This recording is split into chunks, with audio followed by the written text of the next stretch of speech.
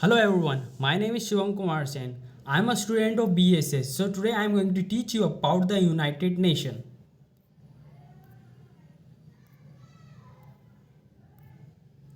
So what is United Nation? Let's understand. आखिरकार United nation है क्या? तो यूनाइटेड नेशन एक इंटर गवर्नमेंटल ऑर्गेनाइजेशन है जो कि डिफरेंट कंट्री की गवर्नमेंट इसमें पार्टिसिपेट करके यूनाइटेड नेशन को बनाती है और इसको फाउंड किया गया था 24 अक्टूबर 1945 after end of world war. जब वर्ल्ड वॉर ख़त्म हो चुका था तो इंटरनेशनल लेवल पे बहुत डिस्ट्रैक्शन हो चुका था, जिस कारण से पूरी वर्ल्ड और ग्लोबल लेवल पीस और सिक्योरिटी मेंटेन करने के लिए यूनाइटेड नेशन को बनाया गया था। इसका मेन ऑब्जेक्टिव ये रहता है कि इंटरनेशनल कोऑपरेशन और हम इंटरनेशनल लेवल पे यानी कि नेशन जो जितने भी नेशन हैं उनके बीच में हम पीस और सिक्योरिटी को मेंटेन कर सकें।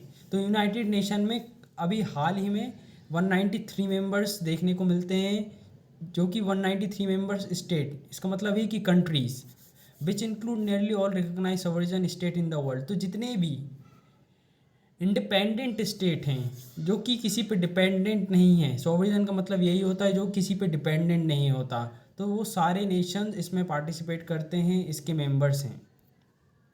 और अगर हम यूनाइटेड नेशन के ऑर्गन की बात करें तो organs of United Nation, first is General Assembly, second is Security Council, third is Economy and Social Council, fourth is International Court of Justice, fifth is Secretariat. तो let's talk about first is General Assembly. आखिरकार General Assembly है क्या?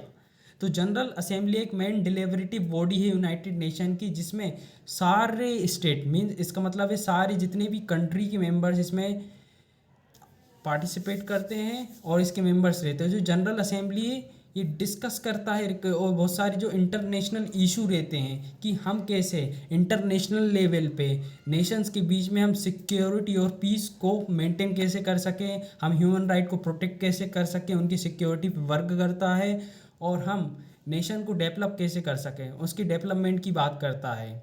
और हर member के पास जो each member जो United nation में जितने 193 मेंबर्स हैं तो उनके पास हर एक कंट्री के पास वन वोट होता है। तो वो वोटिंग से जहाँ पे मेजोरिटी होती तो उस काम को वो इम्प्लीमेंट करते हैं। Second, security council.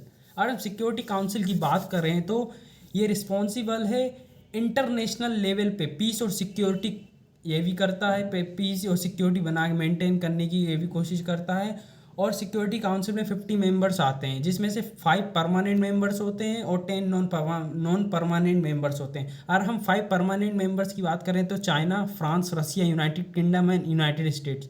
और 10 नॉन परमानेंट मेंबर की बात करें जो कि जनरल असेंबली में हर साल जनरल असेंबली से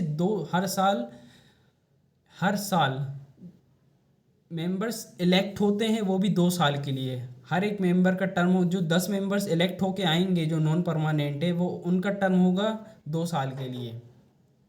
तो जो सिक्योरिटी काउंसिल है ये सेंक्शन और मिलिट्री और अथॉरिटी मिलिट्री इंटरवेंशन भी कर सकती है, जब ज़रूरी है तो मिलिट्री इंटरवेंशन भी हो सकता है। अगर कोई सिक्योरिटी से संबंधित कुछ भी प्रॉब्लम हो रही इंटरनेशनल लेवल पे तो ये उससे प्रोटेक्ट करने के लिए, कोई भी जो डिस्पैरिटीज़ आ जाती हैं, कुछ भी प्रॉब्लम्स आ जाती है, उससे प्रोटेक्ट करने के लिए ये चीज़ों को इम्प्लीमेंट कर सकती है और बहुत सारी चीज़ों को सेंक्शन, किसी चीज़ पे सेंक्शन लगा सकती है जो कि जो हमारी पब्लिक के लिए, जो इंटरनेशनल लेवल पे ग्लोबल पब्लिक है उसके लिए जो सही नहीं रहेगा तो उस चीज़ को वो रोकथाम भी कर सकती है। Next is Economy and Social council. अगर हम इकोनॉमी और सोशल काउंसिल की बात करें तो ये प्रमोट करता है इंटरनेशनल लेवल पे economy and social cooperation and development. Economy, social and council, इसमें 54 मेंबर्स आते हैं, 54 कंट्रीज आती हैं जो कि इलेक्ट होती हैं जनरल असेंबली से हर 3 साल के लिए। हर 3 साल हर एक मेंबर का 3 साल टर्म रहता है और ये कोऑर्डिनेट करते हैं बहुत सारी स्पेशलाइज एजेंसी से, और जो इसके कमीशन से वो फंक्शंस करते हैं और ग्लोबल लेवल पे जहाँ पे इकोनॉमी डेवलपमेंट की ज़रूरत है तो ये वहाँ पे इम्प्लीमेंट करती है और वहाँ पे हेल्प प्रोवाइड करती है। सोशल डेवलपमेंट के बारे में भी बात करती है और जो भी इन्वायरमेंटल चैलेंजेस है जैसे कि आजकल क्लाइमेट चेंज देखने को मिलता है तो ये उस चीज़ पे भी बात करती है। Fourth one is International Court of Justice. तो इंटरनेशनल कोर्ट ऑफ जस्टिस की बात कर रहे हैं तो ये principal judicial organ United Nation का जो इंटरनेशनल कोर्ट ऑफ जस्टिस है, ये लीगल जो डिस्प्यूट्स होते हैं बिटवीन द नेशन, जैसे कि एक नेशन एक कंट्री का दूसरी कंट्री के बीच में कुछ ना कुछ डिस्प्यूट्स होता है, बॉर्डर को लेकर डिस्प्यूट्स या कोई एक्सटर्नल एग्रेशन की वजह से भी कोई डिस्प्यूट्स होता है, तो ये सारे जितने भी मसले हैं, जितने भी इनकी ये डिस्प्यूट्स हैं, ये यहाँ पे इंटरनेशनल कोर्ट ऑफ जस्टिस में सॉल्व होते हैं। ये इंटरनेशनल लेवल पे वर्ल्ड का एक कोर्ट माना जाता है जहाँ पे दो नेशंस के झगड़ों को सॉल्व भी किया जाता है, और यूनाइटेड नेशन की ये भी स्पेशलाइजेशन है। और मोस्ट एंड लास्ट पॉइंट की बात करें, लास्ट ऑर्गन की बात करें यूनाइटेड नेशन के, तो सेक्रेटेरिएट, ये एक एडमिनिस्ट्रेटिव आर्म है यूनाइटेड नेशन का, जो कि सिक्योरिटी काउंसिल इसको हेड करती है। और जो सेक्रेटरी, वो जो डे टू डे वर्क होते हैं ऑर्गेनाइजेशन में, किसी पॉलिसी को इम्प्लीमेंट करना है या वर्ल्ड लेवल पे कि पब्लिक वेलफेयर कैसा किया जाए, तो डे टू डे वर्क करती है और सपोर्ट प्रोवाइड करती है यूनाइटेड नेशन ऑर्गेनाइजेशन को। आई होप आप सबको ये वीडियो बहुत ही पसंद आएगा। Please do a like and subscribe this channel. Thank you.